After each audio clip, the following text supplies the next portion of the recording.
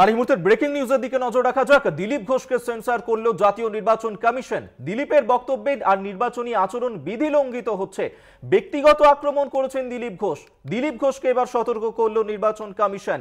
Vote পর্ব শেষ না হওয়া পর্যন্ত কমিশনের কড়া নজরে থাকবেন দিলীপ ঘোষ এবং নির্বাচনী আচরণ বিধি লাগু হয়েছে। সামনেই লোকসভা নির্বাচন, তার আগেই তিনি জনসমক্ষে যেভাবে ব্যক্তিগত আক্রমণ করছেন, তার যে ধরনের মন্তব্য করছেন, তা একেবারেই মডেল কোড অফ কন্ডাক্ট লঙ্ঘন করা হচ্ছে।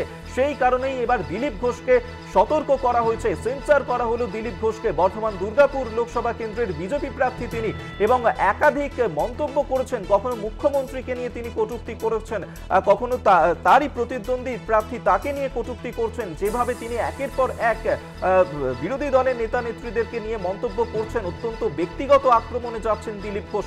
সেই কারণেই জাতীয় নির্বাচন কমিশনে একাধিক অভিযোগ জানানো হয়েছিল দিলীপ ঘোষের বিরুদ্ধে।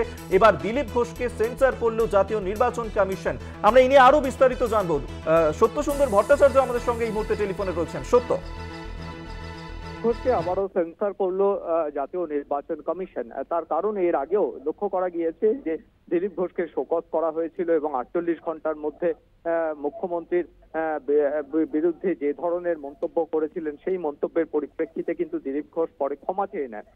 তারপরেও কিন্তু নতুন করে দেখা গেল যে বর্ধমান দুর্গাপুরের বিজেপি প্রার্থী দিলীপ ঘোষকে সেন্সর করলো কমিশন। তার কারণ হিসেবে মনে করা হচ্ছে যে যে ধরনের মন্তব্য তিনি আবারও মুখ্যমন্ত্রী সম্পর্কে করেছেন। তুমি জানো যে ইতিমধ্যেই প্রাকৃতিক দুর্যোগের কারণে জলপাইগুড়িতে গতকাল গিয়ে সেখানকার উদ্ধার কাজ বা সেখানে ত্রাণ যাতে ঠিকভাবে সরবরাহ করা যায় এই বিষয়ে তৎপর হয়ে। একেবারে সত্য, তুমি আমাদের সঙ্গে থাকো। এই মুহূর্তে আমাদের সঙ্গে টেলিফোনে রয়েছেন বিজেপি মুখপাত্র শ্রমিক ভট্টাচার্য। শ্রমিক বাবু, আপনাদেরই বিজেপি প্রার্থী বর্ধমান দুর্গাপুর লোকসভা কেন্দ্রে দিলীপ ঘোষ, তাকে সেন্সর করলো জাতীয় নির্বাচন কমিশন।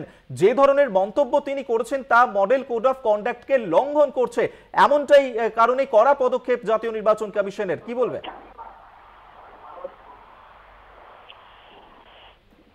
দেখুন, দিলীপ ঘোষ কি বলেছেন সেটাও প্রত্যেকের জানা। দিলীপ ঘোষ এই বক্তব্য সম্পর্কে কি অবস্থান নিয়েছে সেটাও মানুষের জানা। আমরাও দলের পক্ষ থেকে যেটা করার, যেটা বলার, সেটা বলেছি। আমাদের কেন্দ্রীয় নেতৃত্ব দিলীপ ঘোষের কাছে তার এই বক্তব্যের জন্য তাকে কি চিঠি দিয়েছেন সেটাও পাবলিক হয়েছে, সেটাও আপনারা দেখেছেন। কিন্তু আমাদের দলগত পশ্চিমবঙ্গ থেকে অবস্থান আমরা স্পষ্ট করেছি। কিন্তু তারপরেও তো দিলীপ ঘোষ থেমে থাকেন, একের পর এক মন্তব্য করে গেছেন। তার কারণেই তো এই পদক্ষেপ। শেষ করতে দিন।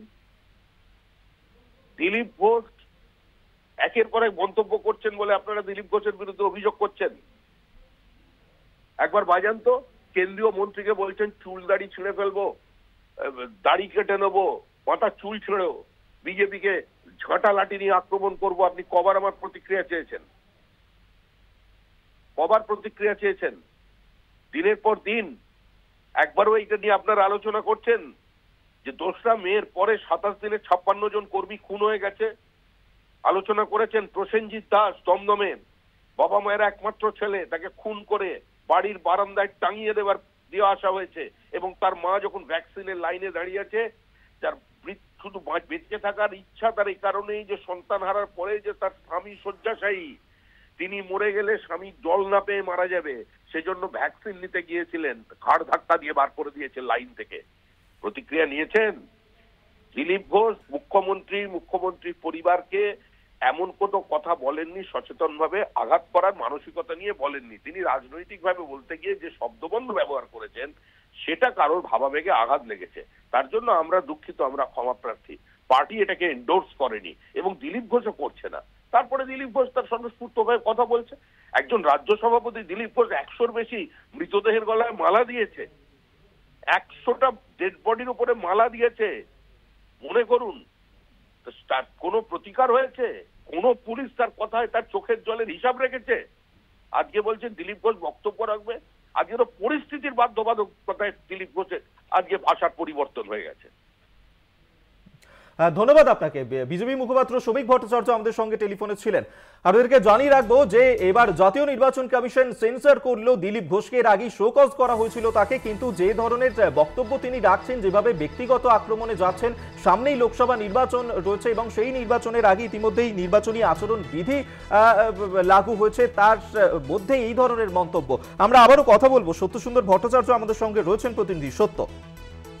দেখো, নির্বাচনী যে আচরণবিধি রয়েছে এমসিসি, সেই গাইডলাইনে কিন্তু স্পষ্টতই উল্লেখ করা হয়েছে যে কোনোভাবেই রাজনৈতিক প্রচারে কোনো রাজনৈতিক দল বা কোনো ব্যক্তি বা কোনো রাজনৈতিক প্রার্থী তিনি কোনো ব্যক্তির বিরুদ্ধে কোনো রকম ভাবেই কোনো ব্যক্তি আক্রমণ করতে পারবেন না, সেই জায়গা থেকে তাকে বিরত থাকতে হবে। বারংবার দেখা যাচ্ছে এর আগেও যখন দিলীপ ঘোষকে শোকজ করা হয়েছিল তখনও কিন্তু তিনি যে ধরনের মন্তব্য করেছিলেন, তারপর আবারও এই যে ব্যক্তি আক্রমণ করা হচ্ছে এই গোটা বিষয়টাকে কিন্তু যথেষ্ট কড়াভাবে দেখছে জাতীয় নির্বাচন কমিশন এবং সেই লক্ষ্যেই তাকে সেন্সর করা হয়েছে। অর্থাৎ যে ধরনের মন্তব্য তিনি বারংবার করছেন তাকে বলা হচ্ছে, কিন্তু তারপরেও তার এই মন্তব্য নিয়ে যথেষ্ট কড়া অবস্থান জাতীয় নির্বাচন কমিশনের, কেননা যে গাইডলাইন রয়েছে সেই গাইডলাইন মেনে চলতে হবে। এবং যেহেতু নির্বাচনী আচরণবিধি চালু হয়ে গিয়েছে, এই পরিস্থিতিতে দাঁড়িয়ে কোনো রাজনৈতিক দল বা কোনো প্রার্থী কোনোভাবেই ব্যক্তি আক্রমণ বা কোনো মানুষের ভাবাবেগে আঘাত লাগে, নারী জাতির সম্মানে আঘাত লাগে, এই ধরনের কোনো মন্তব্য কিন্তু করতে পারেন না। সেই বিষয়গুলো কিন্তু তার যে শোকজ স্থিতি তাকে আগে দেওয়া হয়েছিল এবং তাকে যে সেন্সর করা হয়েছে সেখানেও কিন্তু সেটা উল্লেখ করা হয়েছে জাতীয় নির্বাচন কমিশনের তরফে। ধন্যবাদ তোমায়। সত্যসুন্দর ভট্টাচার্য আমাদের সঙ্গে টেলিফোনে ছিলেন প্রতিনিধি।